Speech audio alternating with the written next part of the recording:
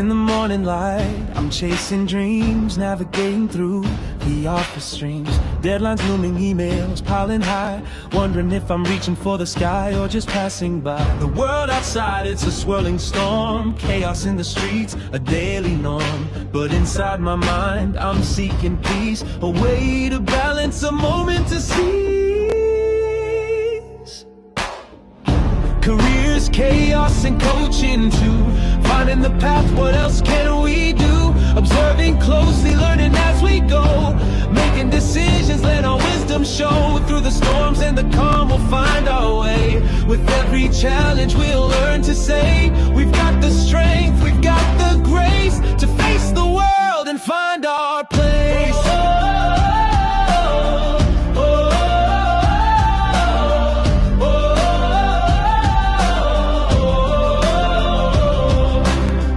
Upon meetings, voices in my head, strategies and plans, where do they lead instead? I take a breath, step back to see the bigger picture, what's meant to be. Coaching sessions, a guiding light, helping me focus, setting things right. With every word, a new perspective gained. In the game of life, it's not about the pain. Careers, chaos, and coaching too. Finding the path, what else can we do? Observing closely, learning as we go. Making decisions, let our wisdom show. Through the storms and the calm, we'll find our way. With every challenge, we'll learn to say, we've got the strength, we've got the grace to face the world and find our place.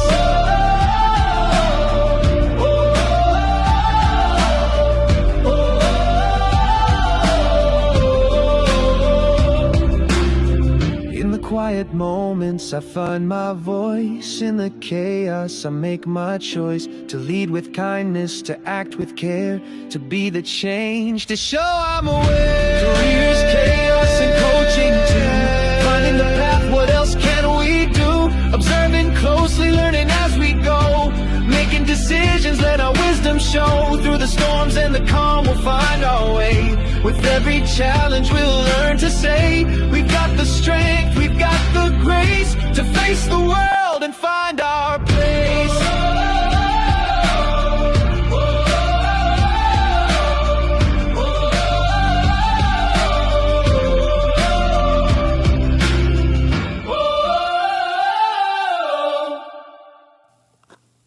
Well, hello, everyone. Welcome to another Careers, Chaos, and Coaching. I'm here with my co-host, Melissa in Houston. I am Felipe Cofiño, and today is Sunday, November 30th, 2025. Happy Thanksgiving to those who celebrated Thanksgiving this past week. I know Canadians celebrated earlier in October, but I know that this, for the U.S. at least, is the official kickoff season. I feel like we are late to the game compared to other places, but I know I started decorating already. Houston, how are you doing? And have you started decorating yet? Okay, at home, not so much. At the store, it looks like Santa threw up. Every time somebody walks in, I got the antlers on. They're sparkly like ruby slippers, and they just look at me and they're like, "Oh, hi." And I'm like, "Hey, welcome in. Merry Christmas." And they don't even know what to do with themselves. But I got to be honest, Felipe, I put the brakes on early. And guys, don't hate me for this. Don't hate me for this because truthfully, I don't care. But as soon as October ends, as soon as Halloween is over, the night Halloween happens, the nightmare before Christmas should be traditionally played in my house. Like that's the habit because it's Christmas. It goes from Halloween to Christmas. I don't care about Thanksgiving. I do, but I feel like it's like the pregame to Christmas, right? You do the turkey and whatever to get ready for the ham and the turkey or whatever. I don't know. I could be wrong, but reality, No. I wish it was 6 months of the year. I really do. Put me in the North Pole. I learned recently that the Americans are the only ones to have this big dilemma because when you go, like, for example, in Europe, they are like already starting Christmas in early November, late October. Like they are like, we are kicking it off because they don't have Thanksgiving.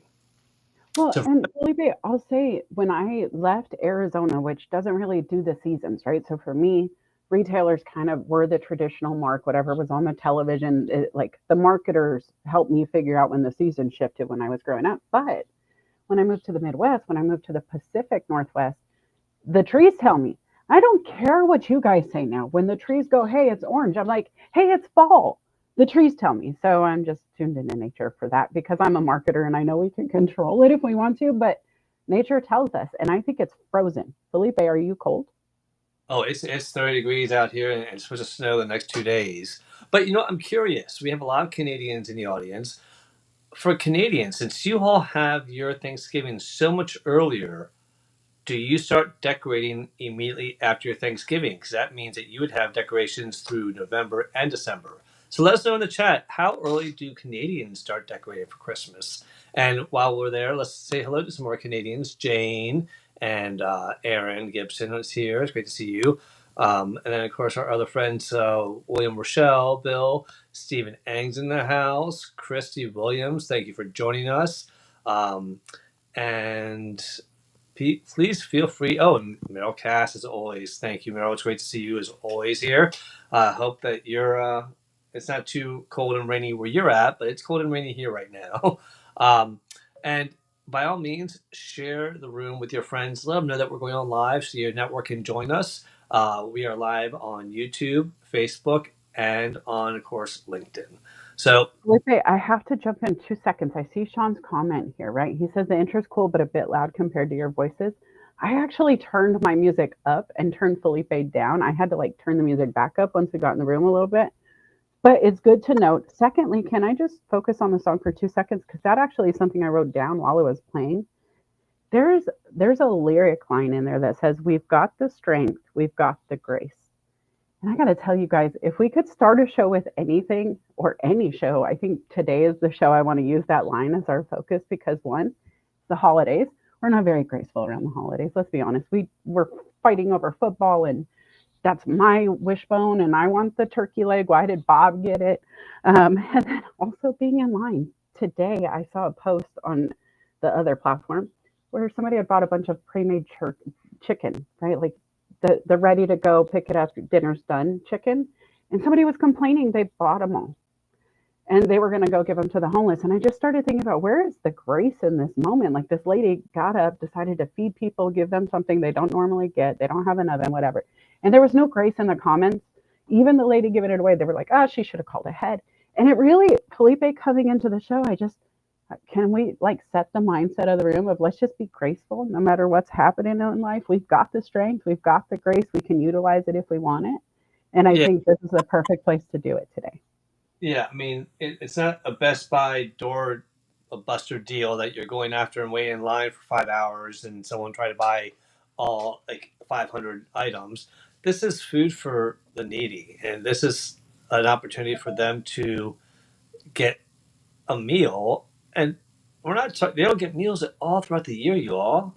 They get meals when they Or can. honestly, even if Felipe was pulling through with like if I run into you at the shopping store, right, the grocery store, and your carts are full of chicken, and I'm like, Felipe, what the heck are you doing? I came in for chicken salad, and now you're taking my chicken. What are you doing? It's not give me that. It's what are you doing? And Yeah, yeah, then he says, I'm feeding the homeless. They're going to have chicken. It's Thanksgiving. I want them to have not a turkey. I can't do a turkey for a million people, but this is a small way for them to. I'd be like, here's $100. Here's $500. Whatever it is, right? You just opt in, you don't take away, you don't yell at him for helping. Anyway. So let's use that mindset today because it does get ugly out there. well, not only that, if I saw someone with like 100 chickens in their thing, I would have like so turkey allergy and see what they said, and they might have been like, oh well, we just have we're feeding the children at the children's hospital or whatever the idea might be, or maybe they're like, we just have a big family that hates turkey, so we're just doing Thanksgiving chicken for 80 people, The and church's ovens went out the morning of the free dinner.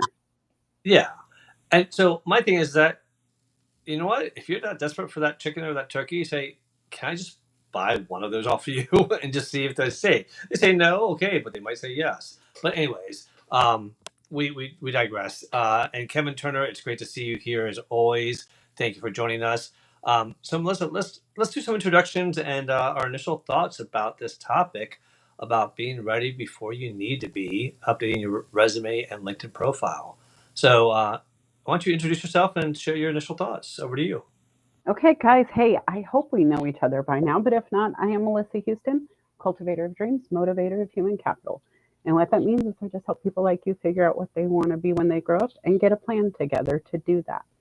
Sometimes that's a Venn diagram. Sometimes it's a resume. Sometimes it's a LinkedIn profile.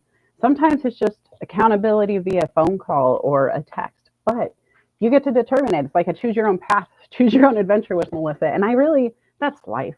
And so if you're looking for a life coach, I would love to be that help. But also, just to add to the value of the conversation, I have run a few businesses. I've done a few startups from scratch. I've helped other founders do theirs as well. But I'm also formerly a certified staffing professional. I used to help people as a recruiter find employment. And I would work with them to evolve their profiles and their resumes and how they would discuss it during the job interview. And so I've done all of that coaching and consulting.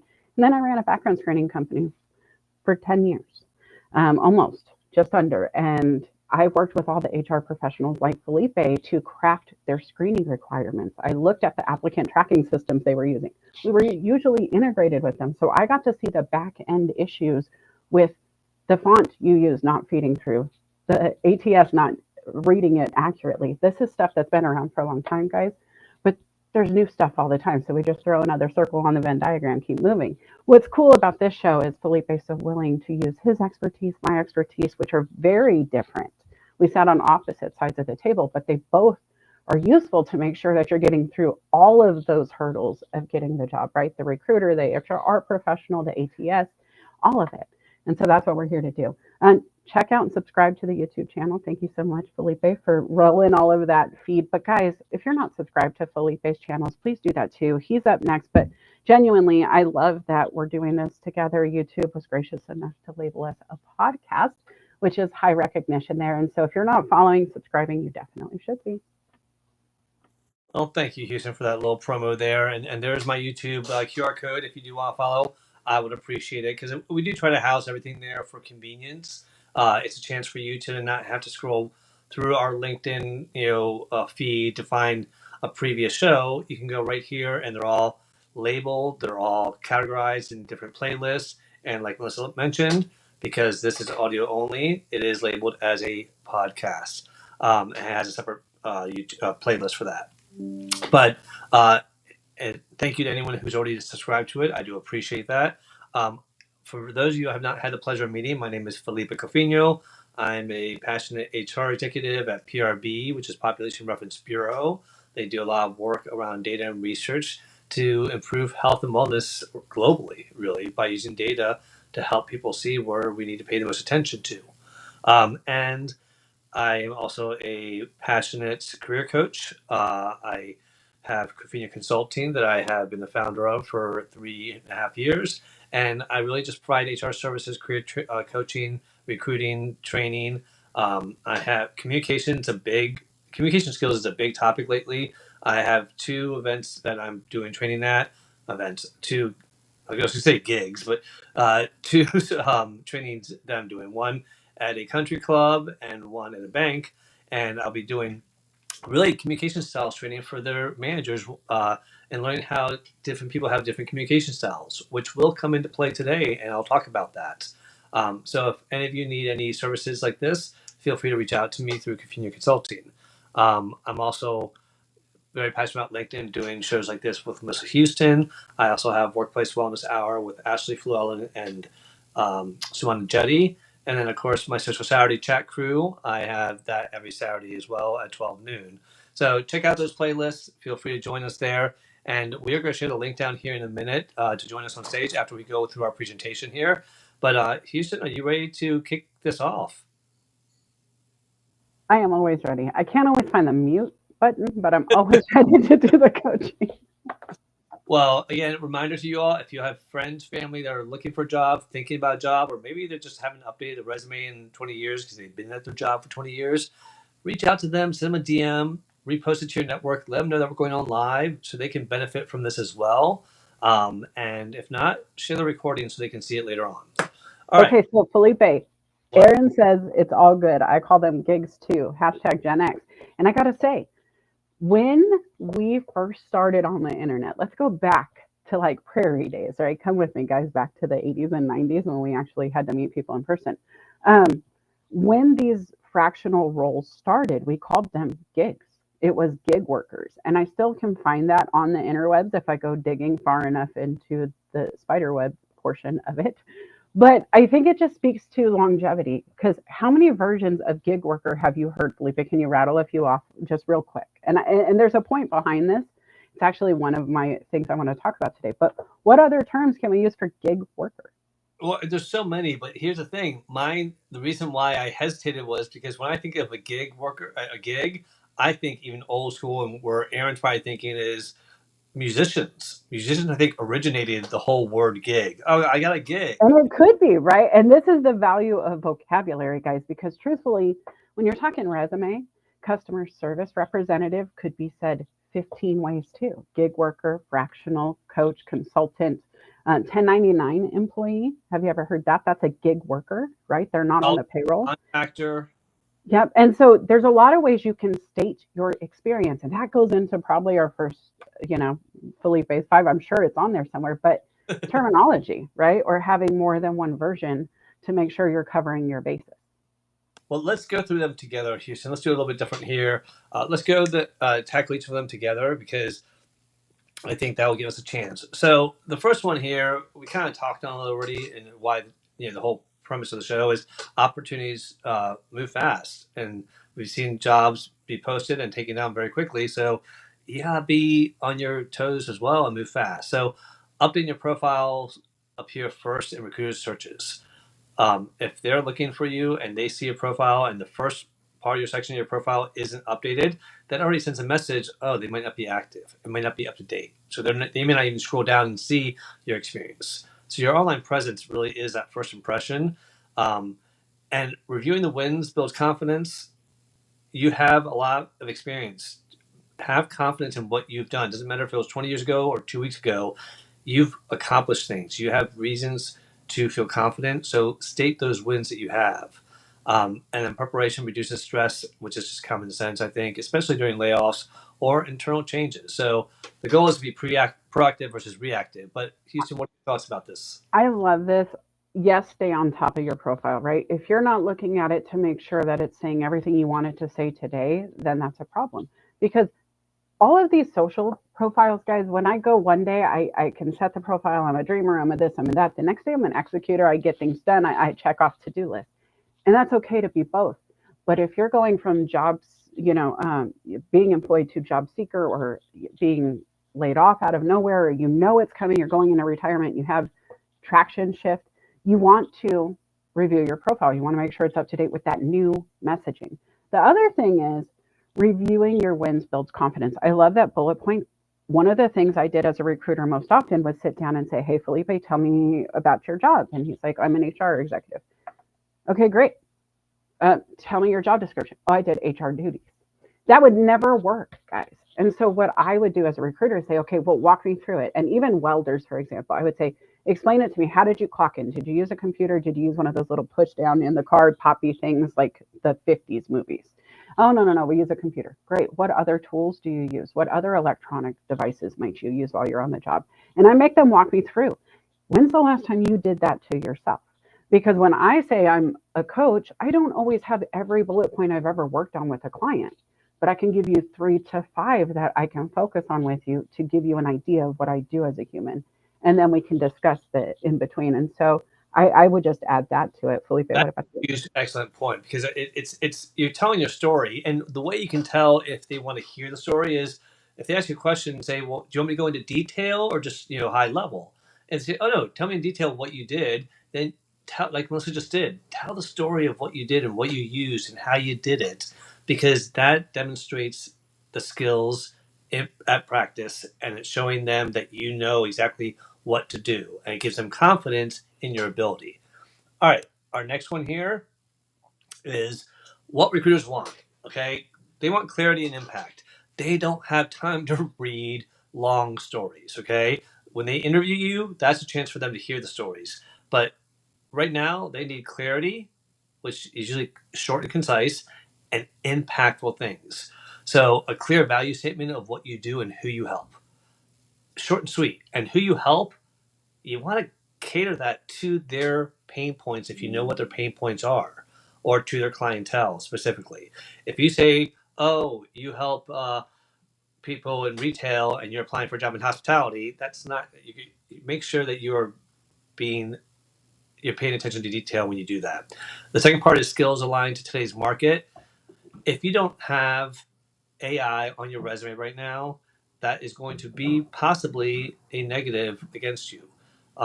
Even if it's just saying, hey, AI skills, beginner, practicing, mediocre, intermediate, advanced, put something in there that you have been introduced to AI. And if you haven't, we talked about it before, I'm not going to belabor it, start playing with it now. Even if it's just come up with recipes for this week, and then you can say you've used AI, but start putting in there because that's going to be a very important skill to have, along with other skills that that job specifically needs. Evidence over fluff. You got to put metrics, y'all. Metrics, metrics, metrics. What I mean by that is don't just say, oh, I improved sales. How much? By 20%? Or how much did you exceed your quota by? 50%? Or did you reduce expenses by 10%? Or did you reduce time to fill jobs by 10%? Or did you increase sales? Or did you increase efficiency? Whatever that metric is, share it because that is going to send a message that you actually did it more than just saying that you did it. You got to give them the data and be credible, have a professional brand. What that means is be consistent throughout it. Don't get too fluffy on things. And here's an example, a 40 plus training with 90% satisfaction, which, resulted in strong communication due to strong communication. This was very specific. I led a team of 40 people and it was 95% satisfaction at the end of it based on obviously a survey. So this tells people, whoa, they led a team and they were successful. Okay, great. I love that example. Houston, what are your thoughts about this? Okay, so I love this, guys, and this is going to kind of just cherry on top with the vocabulary, but there's a few ways you could state your data too, right? Definitely tell them what they need to know. Always have something that grabs their attention. One of the things I used back in the olden days, right? We're going to go back to prairie days when I walked uphill both ways, my resume into the building, said, hey, please hire me. One of the things that was on my resume was common sense as a skill set. And why? Because as a salesperson, I knew they would have to talk to me out of curiosity alone. How dare you put that on your resume? What are you thinking? But anybody who's like, man, if I could just hire somebody with some common sense, and I had heard that so much in my in my experiences, and so I added the skill they wanted. When you listen to what employers are asking for and then provide it, even if it's one of those bullet points that's just a conversation starter that is rooted in truth, because I can prove I have common sense, it helps. The other thing is, Felipe, this year, me personally, when I took over the business, the first year of sales that I was fully responsible for, we exceeded plan by $250. The very next year, we exceeded plan by $25,000. Now, my question to you would be, is it stronger to tell you 250 to 25,000 or stronger to tell you that I increased my sales by 9,900% over last year? Percentages tend to speak clear as the clarity And part. I want to ask the audience too, guys, which one's more profound to you, the 9,900% increase of over plan or the 250 to 25,000? I just want to know because you guys, these are the things you should be asking yourself. How do I tell them the most by saying the least? Think about this though. The dollar value is a significant jump. It's huge. But what it doesn't tell you is, well, what was there a goal? Were you supposed to meet that much? Did you know that you had? When you say you exceeded by that insane percentage, they're like, holy crap, you blew it out of the water. It wasn't so they don't know that you blew it out of the water because they don't know what the goal was if you don't share what percentage you exceeded it by. And the dollar difference is great and it shows significant growth, but for statisticians, CFOs, CEOs, they want to see that percentage. And don't get me wrong, they want to see the final dollar amount. But when they're looking at achievements that are measurable and accomplishments that are measurable, they want to see that percentage a lot of times. And guys, this is true for any investment. If you look at stocks, if you look at your credit card statements, you're not looking at the dollar value until you start spending, right? But you're looking at a percentage rate to approve or decline. That's the initial conversation. It has nothing to do with how much of the balance you'll use. And so I love what he said because percentages speak.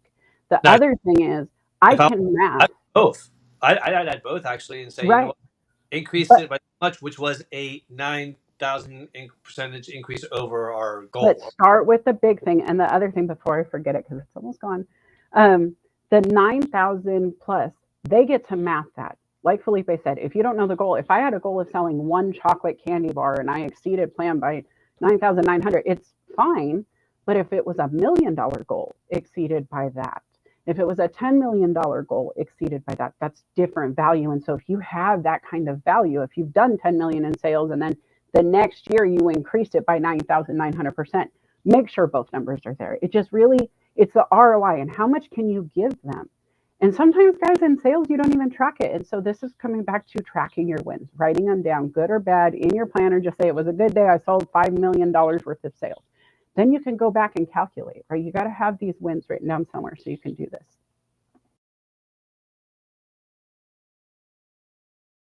Felipe, are you there? Where'd you go? Sorry, I enlarged my screen and I lost my mic. All right. Yeah, I was like, I know he's there, but he's not there. All right, let's go to the next one here. Let's look at the comments real quick before we go on, just in case. Yeah, so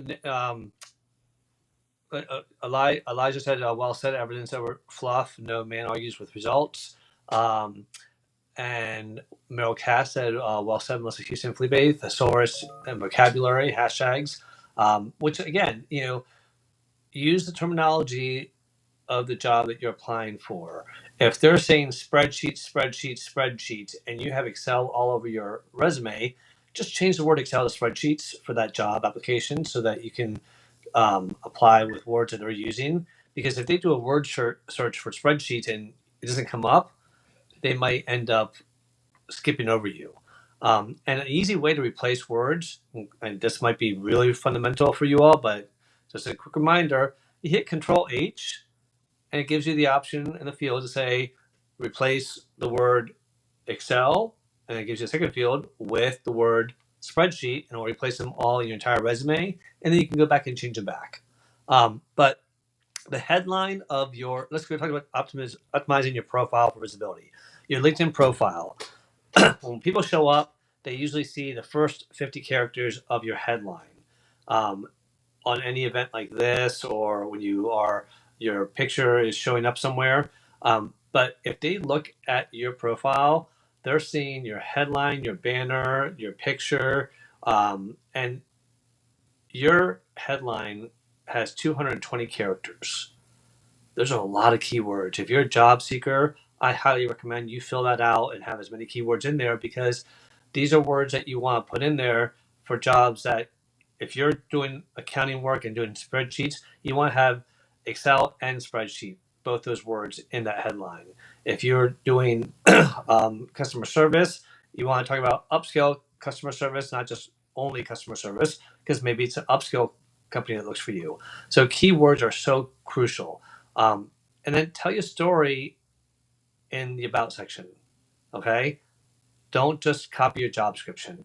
Let them know who you are. Start off with, I've had success with the following things due to my experience with the following. So start off with your successes. Start off with something that catches your eye, and then tell them your experience after that in your about section. But that's a great way to write what you've accomplished. Use ChatGPT to reformat that into a better read story, so that when people get to your about section, it reads and flows nicely. Your skills, make sure that you have up to 100 skills. Maximize it. It's another key area. Your activity is optional if you want to be a content creator, but at the very least, if you're commenting on other people's posts, that's where you're going to be visible, and that's where you're going to stand out. If you comment on recruiters' posts, company pages, those are going to stand out. And then the open to work. This is something that, not the banner, just having the open to work feature on without the banner that says open to work, that is really only for recruiters that pay for LinkedIn Recruiter to see. If someone like, I don't pay for LinkedIn Recruiter anymore, I can't see all the people that have that turned on anymore. It'd be great. I would have invited them to this event today if I could, but that gives you a little bit of anonymity with your employer to let so that they can't know that you're searching. Now, if your company's big and they pay for LinkedIn Recruiter, yeah, they might be able to see you that way. But I think LinkedIn tried to create something that protects you by not having your company see you if you're out there. Don't quote me on that. I need to research that more because they were working on it. I don't know if they actually did it. Um, but a pro tip here is add rich media slides and videos if you can. If your job warrants it. If you're an accountant, you might not want to do it unless you want to demonstrate how to do some tricks on Excel. I see people doing that all the time. If you're in marketing, PR, digital design, graphics, you should be on here demonstrating your skills. You should be having videos, you should be having carousels, you should be having images of some of your work. So it really is depending. I'm an HR person. I give out tips about HR, recruiting, interviewing, workplace. I share what I know. So tap into that if you can, so that people that are looking for that kind of work, you stand out. Houston? Okay. I don't care if you're in media or not, do what he said. I don't care what industry you're in. It is social hour, guys. It has always been about networking. Always. I don't care what they tell you, because when you go into an interview, you're in a networking situation. You are now networking with the person who can provide you a job or not. You are telling them what they need to know to accept you or not. You can hand them a resume, you can hand them a business card, you can slide them your link to your social. But a couple of things I would say as somebody who's done background checks: if you're going to do this and you want to be visible on social, you better understand you are visible on social. So make sure that when you do go comment on their post and do go engage in the recruiters' feeds and all of that, that you are also representing something that when they click on you, that they would want to align with their brand, because it's about alignment. If I wanted to be the next Minnie Mouse at Disneyland, my job is to start posting about Disney, to talk about passion, to talk about Walt Disney's backstory and why it motivates me to move. If I want to be Minnie Mouse, I better have ears on my headline. I better have polka dots on my dress, and I better have the energy to match. Because if it happens that I tag Disney and the recruiter who's hiring Minnie sees me and I have all of that together, you can hear the bells and the angels singing. You can hear it. They've done the marketing already for us. You know that moment for the recruiter. It's just relief, because there she is. I found Minnie Mouse. However, if Minnie Mouse is being Minnie in the comments, but then is not so Minnie on the other side, and she needs more of a mouse tool to fight what you're saying online, then we're in trouble. Disney's not going to hire somebody who's a brand risk to be Minnie Mouse. And so actions, right? We have to document what we want, outline what we're really going to do, and make sure we stick to that while we're job searching. You are able to go back to your profile and delete things that maybe aren't Minnie Mouse. You can delete things that maybe you don't mean anymore. You can go, oh, wow, when I was, 25, this was funny. When I was at the club all the time, now I'm 35. I don't think it's so funny because I don't club and I'm so far away from that life. It doesn't even make sense for me now. That's okay. That's growth. But make sure if you're showing up online, you're showing up exactly the way you want to. And if you're not, make it private. You do not have to live your life everywhere publicly. If you just want LinkedIn to be 100% and you want everything else private, make it private. Check your settings. That's what I would add, Felipe. Love it. And for any of you that are, one tip I always say is go look at other people's profiles. If you see someone has something on their profile and you're wondering, how do they do that? Reach out to them. Look at Melissa's profile, look at my profile. If there's something that we're doing, like if we have our featured section and you don't know and you don't have yours, reach out to us. If you're missing your featured section, all you have to do is click on the button that says add section. It's right in the very beginning part of your profile on the top. And under add section, you'll see different things you can add to your profile. Featured section's one of them.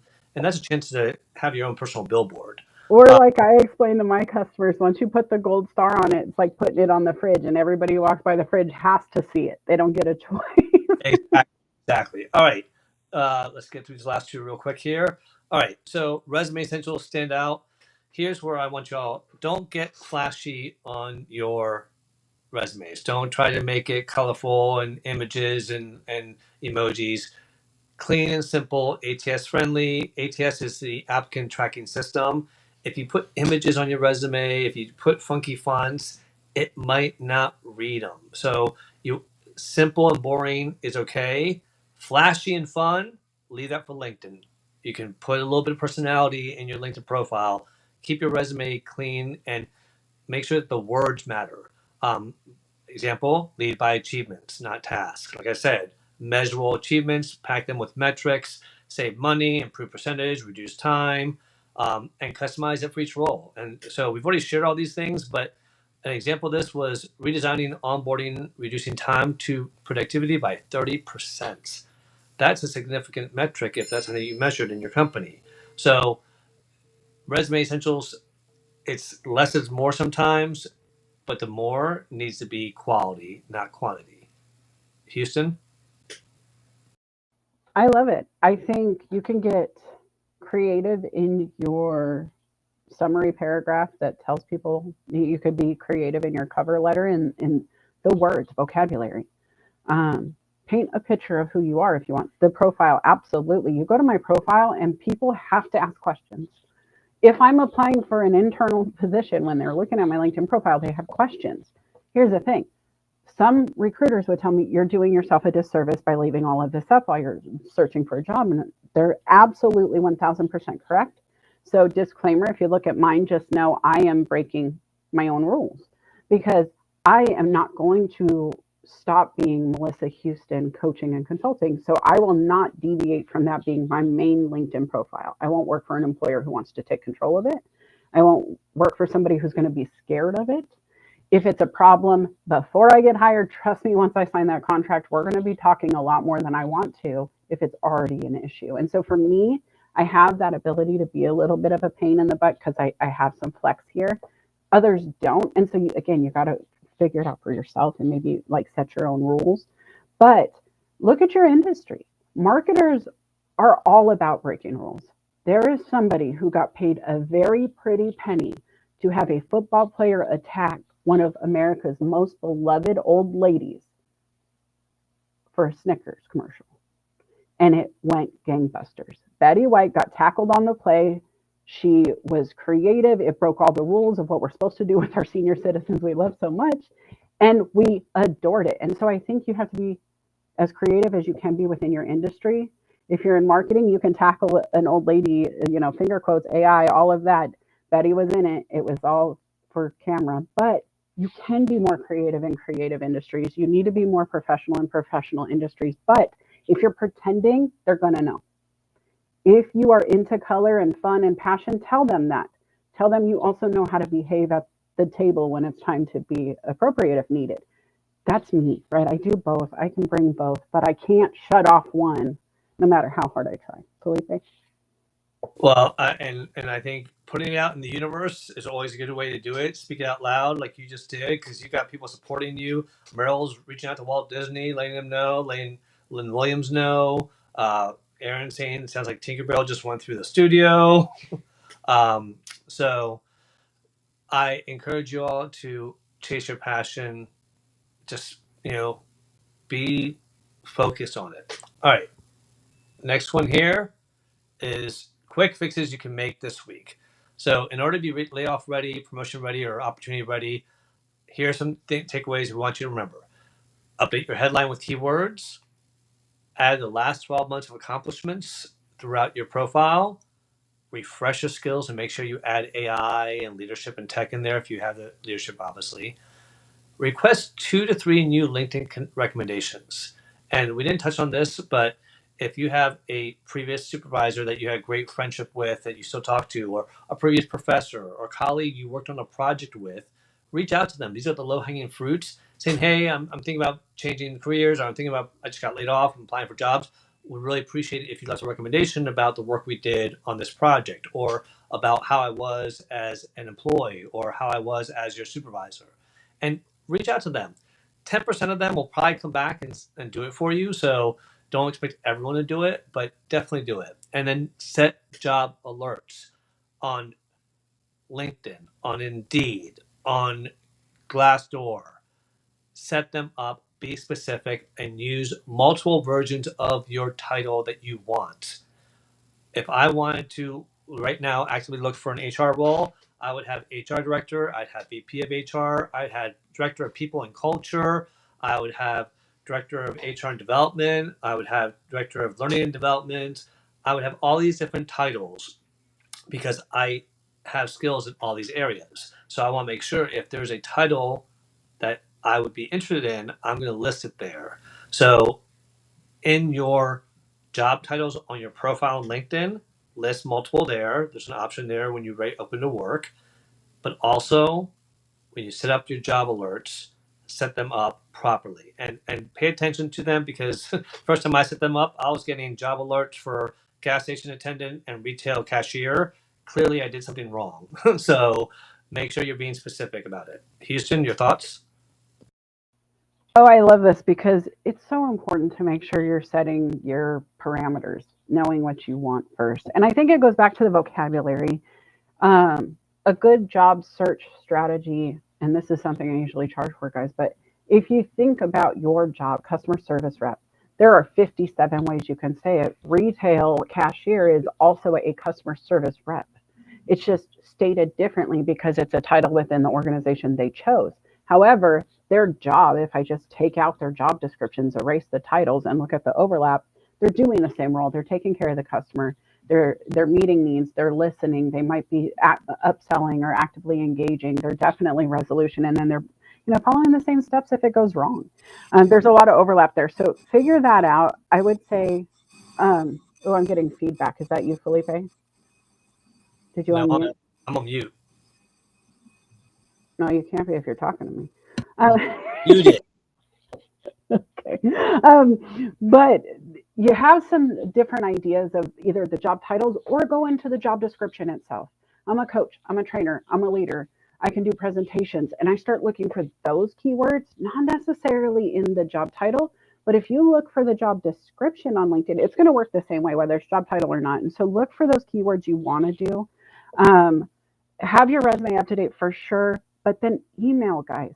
Make sure you're using an email just for job search. You can always forward that email to whatever email you monitor all the time, but you want to limit your spam. You want to protect your personal life. You want to make sure that you're not giving away too much, because if I have your resume and you're silly enough to still put your address on it or your phone number, I called you silly. If you're doing it, you should remove at least the address. Phone number, get a Google number. They give them to you for free. You can mask your real number too. WhatsApp. There's a lot of ways to play, but protect your privacy. Do not be so excited about that $1 million job that they're offering you in the DMs that looks really funky and they want to talk to you about on WhatsApp without vetting. Don't move silly just because you need it, right? They are taking advantage of those people. And then the job alerts, I love so much. The early bird gets the worm, Felipe, like you said in your first slide. If you're not getting the alerts from LinkedIn, they will email you, they'll text you, they'll send them to your notifications. Why not? Why wouldn't you want to be the first one? Because I'm promising you, as soon as they post it, they're waiting for the first application. Felipe, how long do you sit and look at the screen and wait sometimes knowing that it's just going to fire and you're ready to go? Or do you leave it open knowing that you're going to refresh it in a few hours and see a few to already pick from? I don't leave it open. I don't. I definitely.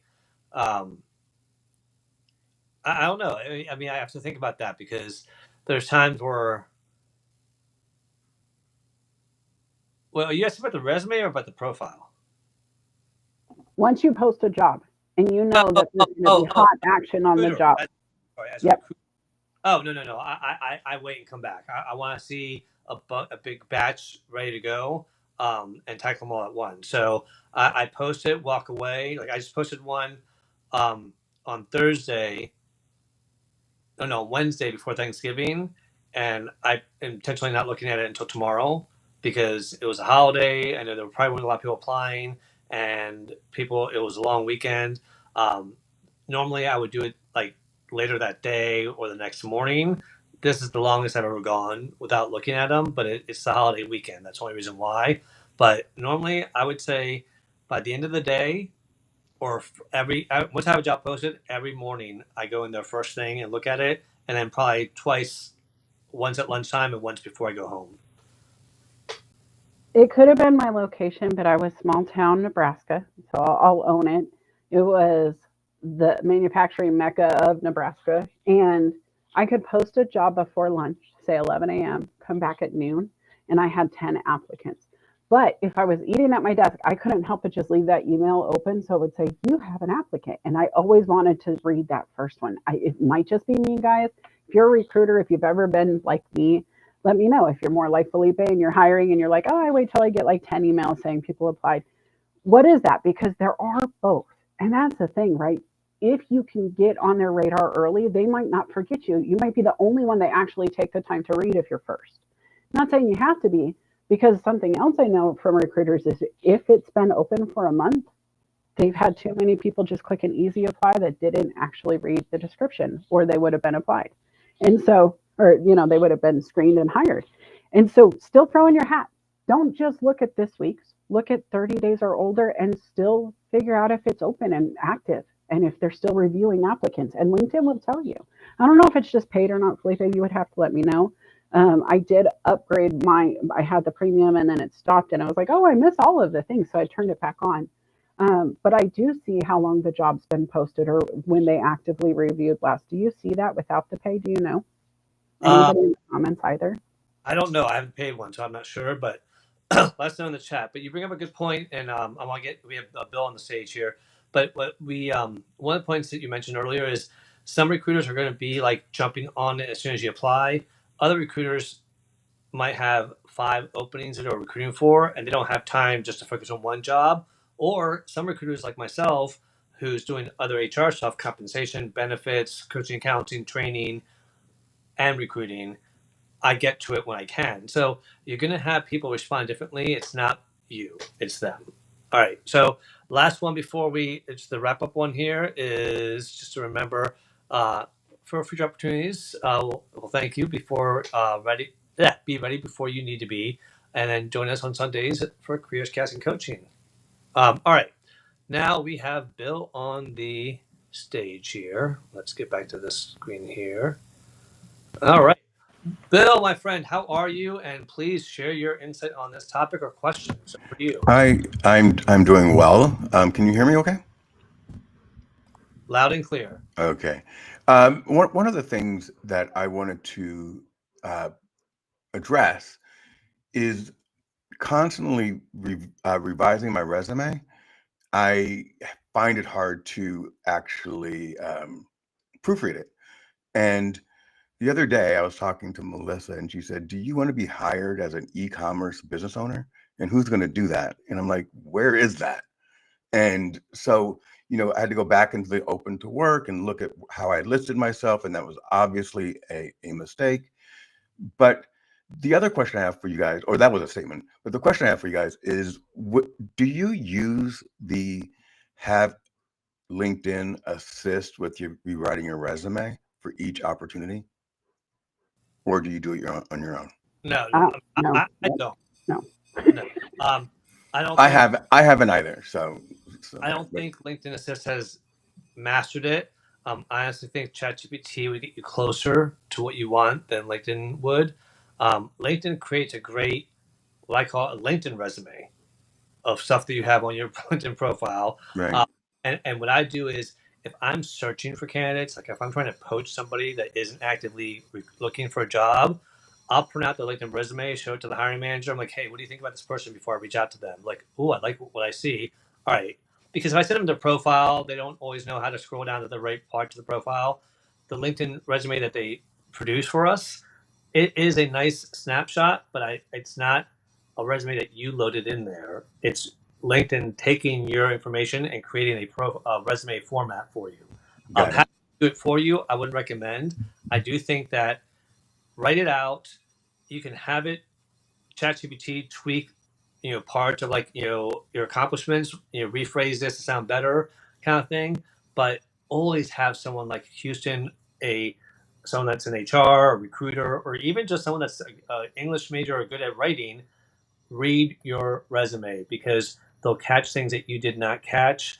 I always miss things that I didn't catch because my eyes just miss it every time. So having another pair of eyes, look for those mistakes, but also having a pair of eyes that are fresh, saying, like Melissa said, are you really looking to be an e-commerce person? Like, and that kind of says, oh, is that what my resume is messaging? Because that's not what I want. Yeah, absolutely. Used to, That's what I said immediately. Like, where The is thing I that? would add is I love that Felipe just owned this, guys. And I don't know if you were listening, but he's an HR guy who does not just go to your profile. He doesn't, I mean, you can upload your resume.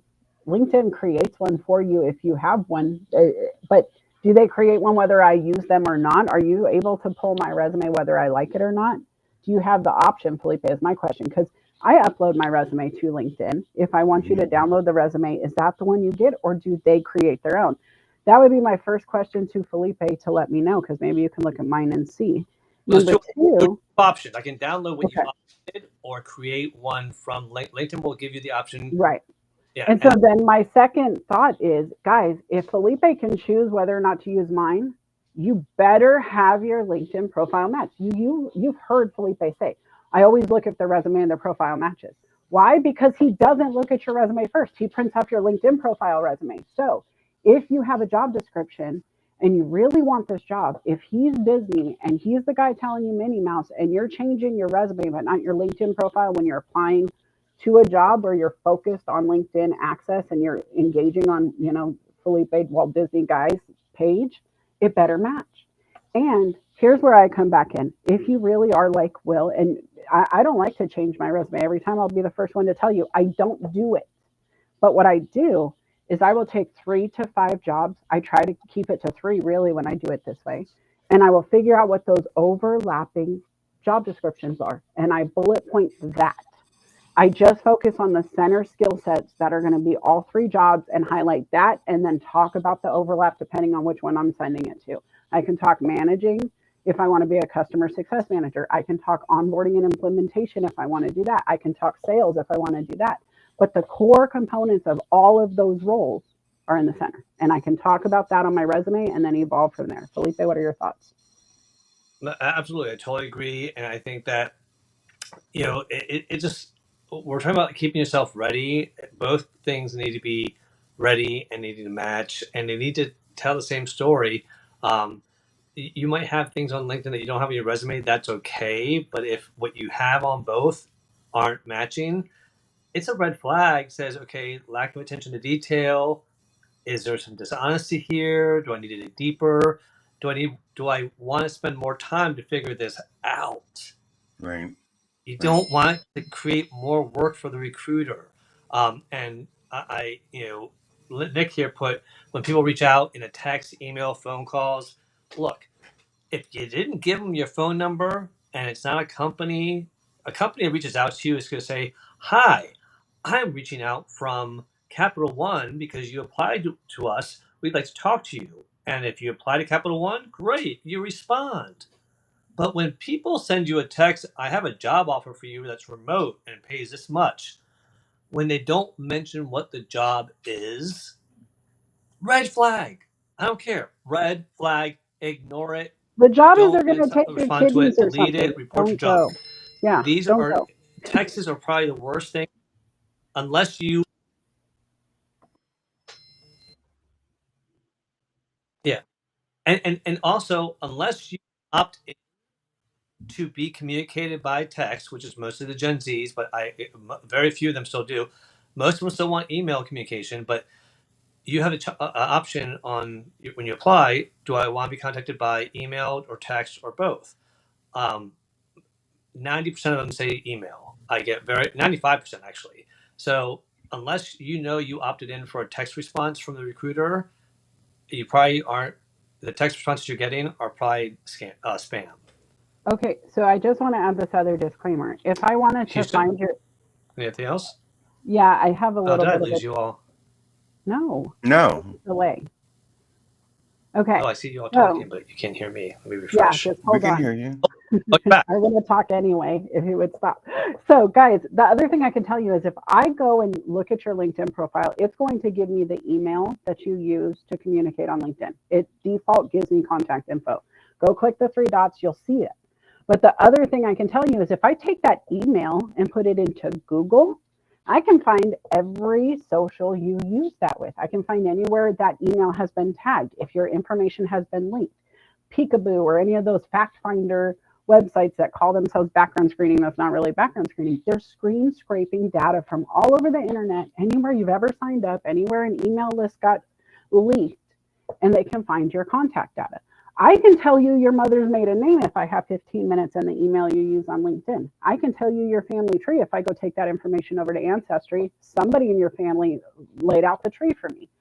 Facebook will tell me who your mom is. I know your mother's maiden name now because she put it on Facebook.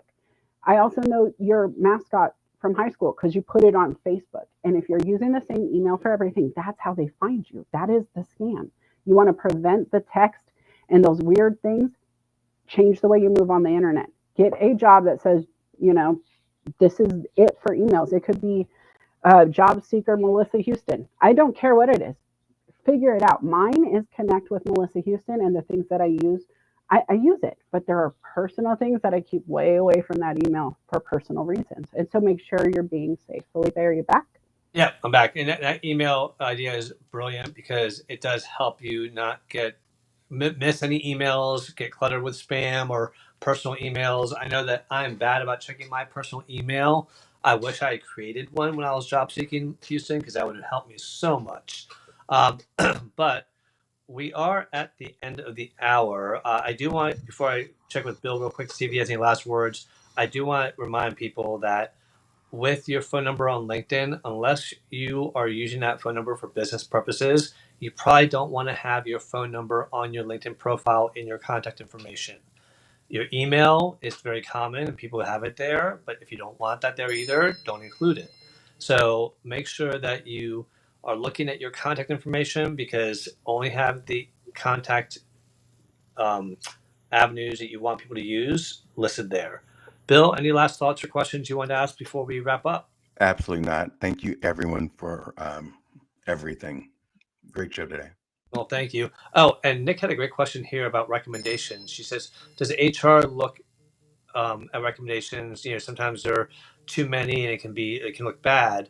I'll be honest, HR, we probably don't make it down to the recommendation section that often unless the applicant tells us, hey, here's a recommendation from my previous boss from LinkedIn, and they send me the recommendation link.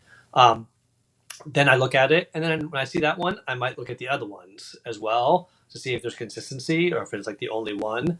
But it's usually, and that's actually a good trick for people is if you have a great recommendation, send it to the recruiter and send it the link. You can copy the recommendation or you can click the link for the recommendation and send just that part so that it goes right to them. And then that way it allows them to see it because they probably aren't scrolling all the way down. But I will say I have to look at the recommendations. I love it. I have to. So I go look, and if they all happen on the same day, the same week, but you were like ghost town before and after, it's a concern. If I see them built over time, that's better. If they're all there all the time, great. But I don't care if you could file faster than any secretary ever if you're now the CEO of the business, right? So make sure that they're valuable recommendations for the job you want. If I want to talk about being Tinkerbell or Minnie Mouse or Sparkles or glitter or passion and fun, that would be the recommendation I would post if I want to get to Disney. If I didn't want to be at Disney, maybe I would post that I'm a ninja and I can fight and you better watch out, Felipe, or I'll drop an elbow when you're not looking, right? And so it just depends on your motivation and what the recommendations are saying to it. And don't forget, Nick, you can, and for everyone, you can pin the top three. Actually, no, that's skills, not recommendations. I don't think you can pin recommendations, can you? No, you No, can't. but you can turn them on and off, guys. You can deactivate Yeah. a recommendation and not lose it. It's not deleted. It's just not highlighted. And so you can very much craft your recommendations based on what you're trying to do at the time. All right. Well, Houston, what do you have coming up? And any final thoughts? Oh, guys, it's still Black Friday weekend in retail land. So I'm going to go rock it. I'm putting on my antlers and they sparkle and I'm going to have fun. We keep dancing, but genuinely, we're just breaking records. It feels good. It feels good to have a team that's doing all the things. I have another bike meet coming this next month. And then I also have my coffee chats. We're back. weekly. And so have something coming. Felipe, I was actually going to talk to you. I don't know what you're doing Saturday morning, but I'm thinking about maybe putting a few children's authors together for the stage to have some guests come back and talk about that. Um, I think it's timely with the holidays, and it might be a great way to share the book with people who want to gift the book. But I want to do that soon. I definitely want to let you guys know I have $25 clarity calls right now. First visit only. It's for people who have never done it before. It can be life changing. People have been talking about it on the last show. Go watch.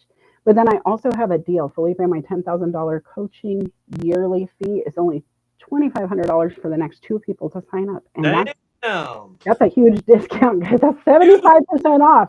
Where did you find that anywhere? 75% off discount, you all. And 75% And off. I gotta be honest, guys, I wasn't joking when I said I went from 250 to 25,000, right? And so that 9,000% increase, that was not a joke. I can help your business too. It's just strategy and then putting the work behind it. And so if you really need a partner, somebody to hold your hand through the year, let's get it done. Felipe, what about you? What are you up to?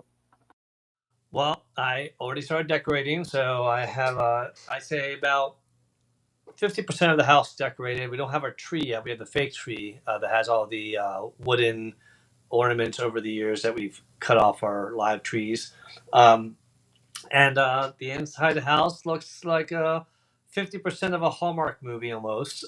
So, yeah, it's the Cofiños go crazy for Christmas. Do you think you have more Halloween or Christmas decorations? Oh, more Christmas. And I thought it was about the same until I had Sebastian, my foster son, and his sister were here for Thanksgiving. And I'm like, all right, since you're here, can you help me pull out the Christmas boxes? It shouldn't be that many. And as I pull them out, I'm like, oh my God, we have twice as many Christmas boxes as we have Halloween. How did that happen? Now, some of the Halloween animated 6-foot animals are not in boxes. So that technically they each count as a box. But no, more Christmas for sure. Because you gotta understand, my father-in-law was a Christmas nut. So when we were up there for Thanksgiving, he passed away, and my mother-in-law, she's like, "All right, come down to the basement. What of Dad's stuff do you want?" I'm like, "Of Christmas stuff? Are you serious?" Like, yeah. So all the animated not the blow up. I don't do blow ups, but all the animated moving figurines, like from the snow bear to the Santa to the lady singing to the reindeer moving. I have all those now to add to the collection. So yeah, every house is decorated. Every room is decorated in the house, and music 97.1 FM, which plays Christmas music all the time, is on the station 24/7. So it seems like it's a lot, but it's not overwhelming as much as I probably painted the picture that it is. Well, let's be honest, guys. For some of us, the holidays aren't great, and others, my holiday is the fact that I get to look at sparkly lights in a dim room where the lights don't have to be so bright and we have to like have eyesight problems. I really hate a bright room, and so Christmas is that time where everybody dims the lights, turns on the thing, gets the hot cocoa, the blanket, the whatever. It's my favorite. It really is like Halloween to Christmas. You just put me in my happy place. Well, and you know what? When my dad passed away, for those who have had lost ones, the holidays suck, especially that first year without that lost one. But I remember my dad saying, celebrate how much I love the holidays when I'm gone. And that stuck with me because it was one of those things where we always say people are a little bit nicer, a little bit kinder. If we can remember the good times and celebrate the funny stories. I mean, Dad during the holidays are some of the best stories because that's when he would get drunk and he would do his wobble walk. He walked like a duck, and he would hug everybody and be so affectionate. Which normally he was affectionate, but not disaffectionate. And he would just be funny as crap. So it's bringing back those memories, spreading a little cheer. Maybe those lights that you put out put a smile on someone else's face that drove by. So for me, it helps me get through the holidays if I'm having a tough time, or if I'm not, I just lean into it heavier. But outside of that, I'll be back next Saturday with the Social Saturday Chat crew at 12 noon. And then on that following Monday will be the last workplace wellness hour of 2025 as we take a holiday break until January. And that's December 8th at 8 p.m. Eastern. And that's going to be our holiday show. And that's pretty much. Oh, and then I'm watching the Commanders game today at 7 p.m. You guys, what are you up to this weekend? Drop it in the chat. What was your favorite takeaway today? I gotta say, I think I'm gonna end with the same thing I started with, which is we've got the strength, we've got the grace. That is the theme song of the show, and I feel like if I could just exemplify that mindset through the end of the year, if I can help others, if I can extend grace where maybe they don't get it, right? I've seen some really silly people do some really silly things. There's been some really aggressive people doing some really aggressive things, and I don't agree with all the things I see. But I don't have to meet them there unless I want to, right? I can be silly if I want to be, but I don't have to be there if I don't want to be. And so figure out what works for you guys. Give the grace to those who want to do it another way. Give them the space. Felipe, you and I give each other space all the time. We do it different all the time. But somehow there's that overlap that these guys get to take away from. It's kind of cool. It really is, and I'm grateful for it because, this space is kind of a chance for me to relax with you and have some fun and share some information that hopefully helps others. So it's for me, it just it fills my cup. So thank you all for that, and thank you everyone who showed up. Aaron, thanks for being just an amazing ambassador for us. I mean, you're on YouTube, you're on LinkedIn, you're giving updates on delays, you're letting us know about everything. So I just An appreciate. amazing producer at heart. He can't help himself. He's a fantastic guy. Not only that, he's on your YouTube. He's on my YouTube. Like I can see you, he's on your YouTube paired, and he's on my YouTube. I mean, he's just amazing. So, and then Kenny, another amazing ambassador. You are the reason why this show exists. You created it. You inspired us. So thank you. And Kinga, my friend, Kinga, you are on fire. I've seen you post, and you are just doing a lot of great work out there. Killing it. Great job. Yeah, and Nick, we love you to death as our publisher. Keep on just doing and shining brightly because you are just on fire too. And Stephen Eng, I'm just happy you're back, my friend. It's just wonderful to see you. And Jay Copper is doing very well. He says hello. And Jane, it's wonderful to see you as well. Always love having you here in the room with us. And Mike LeBlanc, thank you for always being here. And you are just one amazing songwriter. I always think the world of you. And Sajith Kumar, another recruiter who offers great advice. If you're not following him, check him out. He just posted something about Substack. And with that being said, everyone, I have an ask. Real quick, guys, listen, if you got anything from this, why don't you go drop a recommendation for Felipe if he was the guy who tickled your brain? If it was me, do that. If the show has ever helped you, leave a recommendation. If you see somebody else who has helped you in the comments, leave them one because genuinely we don't know we're helping unless you tell us. And then if you tell us, then it helps us help others, right? So just keep that going. And if you see somebody doing a good job, even if it's just in the DMs, go tell them, good job. I appreciate what you did, even if you don't want to write the recommendation. Tell people when you see them, clap when you see something cool, like high five the person in the funky sweater this Christmas. Get the energy out there. I love that idea. And follow Melissa on YouTube. And also, in addition to that, always tell people when you hear something said about something else or somebody else, let that person know. I tell my employees all the time, hey, you know what? You're being talked about really highly in this meeting. Or, you know what? I heard your supervisor say this wonderful thing about you. Like, really? I never knew that. Let people know what's being said about them. Oh, Felipe, I do What? that. I come to them and I'm like, hey, Felipe, we were talking about you behind your back to your face. Guess what? And then I tell them to their face what we said behind their back. And it's so fun because they're disarmed. They're like, wait, what? You're talking behind my back to my face? What? So try it, guys. Try to come in hot like that. I was talking behind your back to your face. And they go, what do you mean? And then you tell them something amazing. So go out there, spread some kindness, do one kind thing for somebody out there today, and leave a recommendation. Tell us what your thoughts were, what's your best takeaway, and come back next in 2 weeks for another great show. If you have any topics, let us know. Part of me wants to do. Are you interview ready for that job interview? And maybe that's a January one. I'm not sure if the holidays people are going to be a little distracted. But January, maybe we do. Are you interview ready, Melissa? I don't know what your thoughts are, but I say let's not wait because honestly, I know what happens next, Felipe. We do the, oh my gosh, the holidays are here. And then everybody goes right after the holidays. I'm going to take care of, and the list grows and grows and grows. But truthfully, there are so many people who have weeks off right now that could be optimizing those things before the resolution. And I think we should be ready. all right. Well, let's chat what your thoughts are. If you'd like to have an interview ready, if you want to have a holiday theme event, if you want to have a totally different topic about shopping, if you want to talk about just life, winter blues, whatever it is, share in the comments, let us know, and invite your friends to follow us. And thank you all for being part of this community. We appreciate you.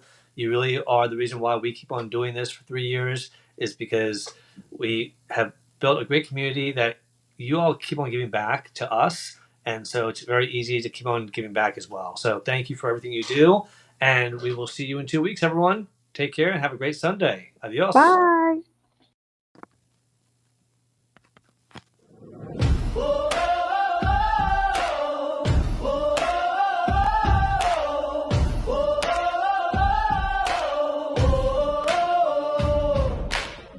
In the morning light, I'm chasing dreams, navigating through the office streams. Deadlines looming, emails piling high, wondering if I'm reaching for the sky or just passing by. The world outside, it's a swirling storm, chaos in the streets, a daily norm. But inside my mind, I'm seeking peace, a way to balance, a moment to seize. Careers, chaos, and coaching too. Finding the path, what else can we do? Observing closely, learning as we go. Making decisions, let our wisdom show. Through the storms and the calm, we'll find our way. With every challenge, we'll learn to say, we've got the strength, we've got the grace to face the world and find our place.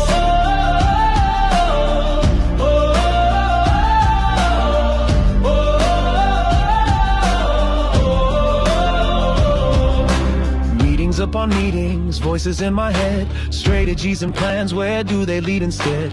I take a breath, step back to see the bigger picture, what's meant to be.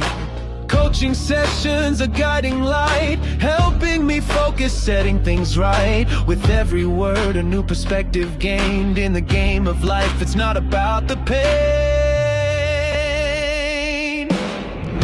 Careers, chaos, and coaching too. Finding the path, what else can we do? Observing closely, learning as we go. Making decisions, let our wisdom show. Through the storms and the calm, we'll find our way. With every challenge, we'll learn to say, we've got the strength, we've got the grace to face the world and find our place.